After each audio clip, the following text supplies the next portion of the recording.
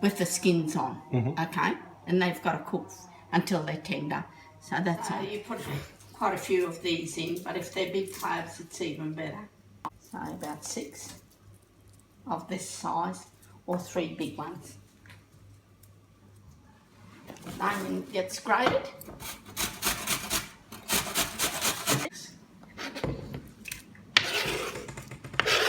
And we'll just kind of put that on the stove for a few minutes before I add the mince. Mix. This is chicken stock powder. We got the rosemary and the sage leaves. There's about 6 sage leaves and a sprig of rosemary, which I'll take the leaves off once I'll put the meat into the pot. The onion's just a little bit transparent now, so we'll add the mince.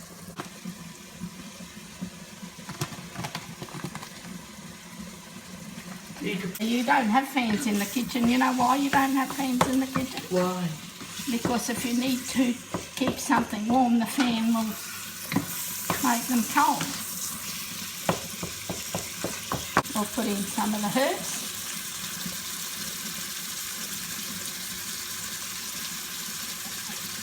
And get some rosemary and put that in. Chicken stock. And a little bit of parsley flakes. As you can see, I'm not measuring anything, so probably a teaspoon of, a small teaspoon of parsley flakes. What's about a cup of wine, okay? We leave that go for a little while, for about 5 minutes. And then we'll add the tomato.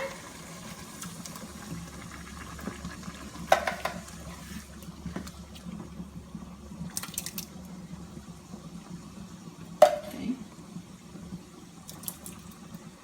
3.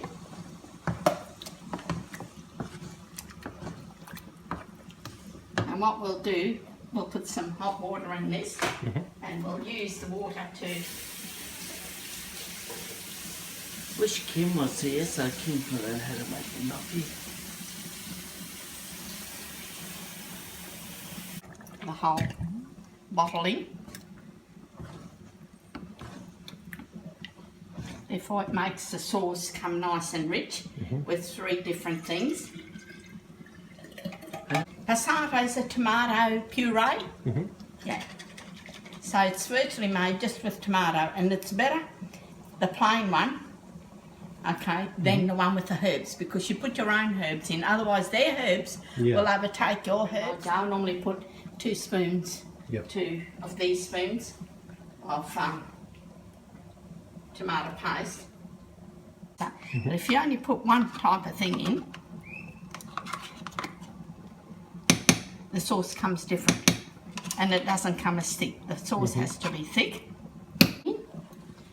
Mix everything together, and then you add the rest of this water, and you let the sauce, okay. If it's too thick, you add a little bit more water, because it's got to cook a little bit, the sauce. She's doing something, but she might be able to do. Okay, salt and pepper.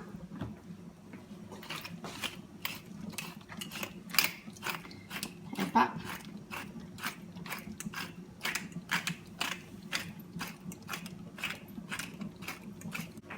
And why you put the teaspoon of sugar in is it helps to get rid of the acid in the tomatoes. Wait for this to cook now. 10:15, about an hour, approximately about an hour. Alright, now I have to peel them, so naturally the potatoes are hot, so this is what I do. It is a very hot thing to do, but every now and then you cool your fingers off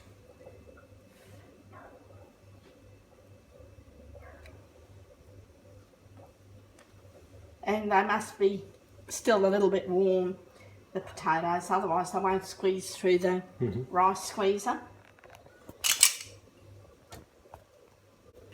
And I'll do it on the side of the sink, particularly because it's easier to clean off then. I put a sprinkle of salt because potatoes take up a lot of salt. Okay, some oil. Okay.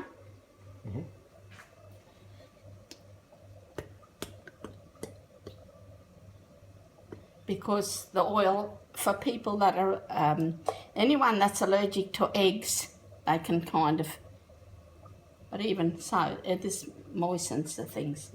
So that now has to cool. That potato has to cool. Once that potato's cooled, we'll get on with making the actual gnocchi. So, the flour here because this is where I'm going to put the whole pastry when it's done, and I'll shuffle it through the flour there. Now, I haven't got a measurement for these, so therefore I'll just add the flour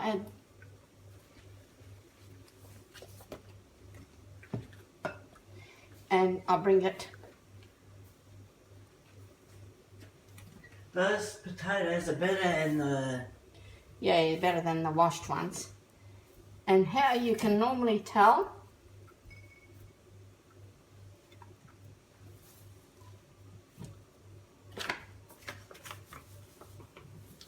is when the thing comes together.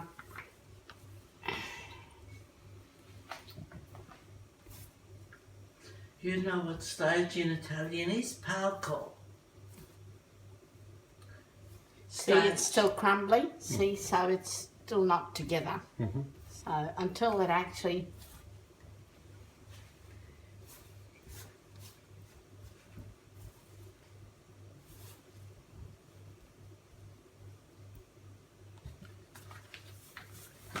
You got them. So there's no measurements really because I don't measure the things. So I don't know really how much flour it takes, because if you put too much flour in, they taste too hard. So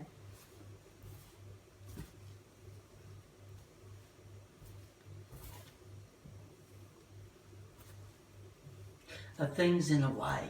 That thing there. No, that. the flap, That's all right. the flap doesn't do. No.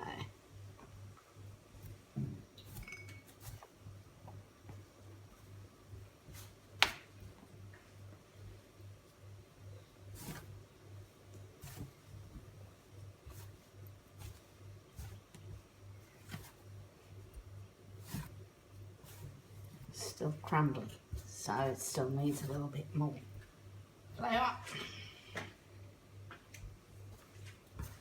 because it will eventually all come together as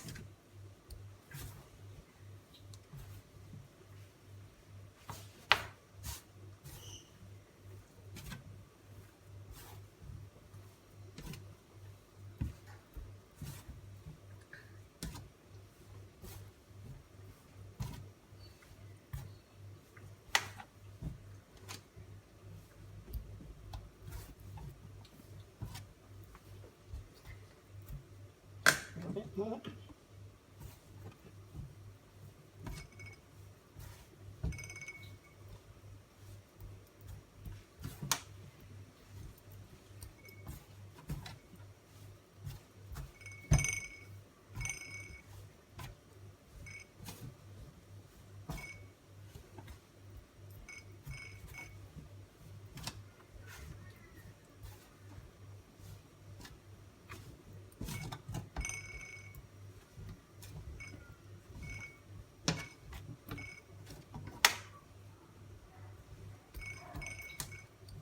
And that's come together as a loaf around. Yep. Okay, so we'll take this, put it over here onto the floured, the extra floured part. Hello. Songwriter, composer, and a performer, and a singer, and a recording artist, and his recording studio in on stage. And also, all I want to say, I really enjoy myself in my singing career. All I want to say, thank you very much. Thank you. A piece. This.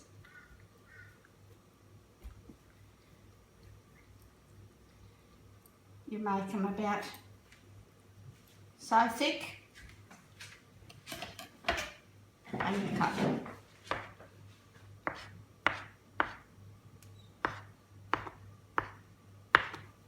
Okay. And while I've got the flour here is to roll them in the flour and put them all out on the cloth so that way they're all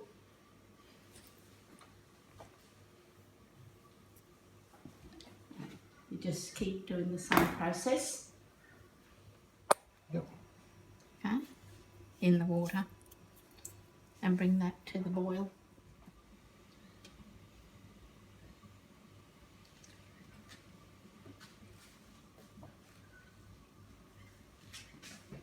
Okay, we put the gnocchi in.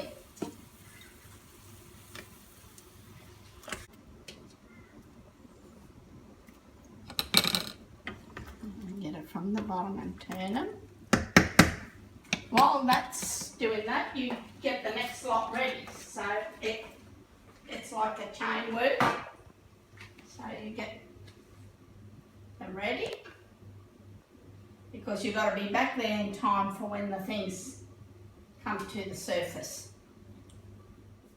A scoop of sauce in the bottom. Oh, the flatter you can get the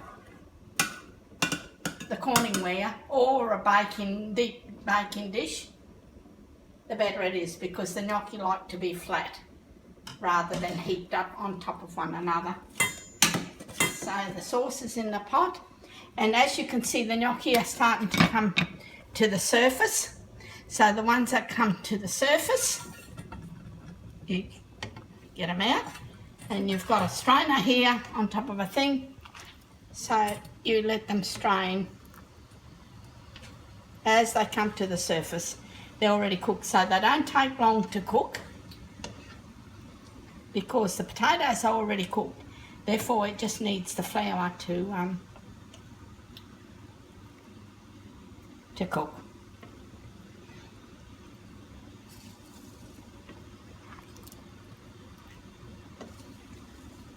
So as soon as they come to the top, you must take them out, otherwise they'll get too sloppy.